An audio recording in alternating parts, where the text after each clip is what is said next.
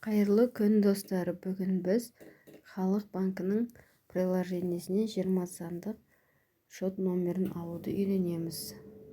Ол үшін ең бірінші бетте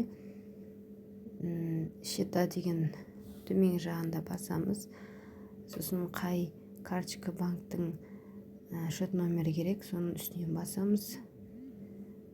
Осы жерде көптеген түрлері бар. Оның ішінде бізге керегі реквизиты дегенді таңдаймыз. Және осы жерде түрлі қызметтері бар. Оның ішінде уведомление о счета деген бар. Соны басамыз.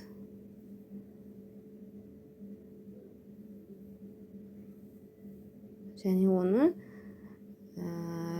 кез келген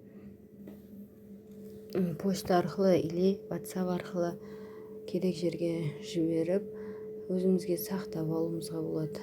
Сөйтіп, печать етіп, керек жерімізге апарсақ болады. Видеом сіздерге пайдалы болса, комментарий жазып, каналыма жазылып кетіңіз.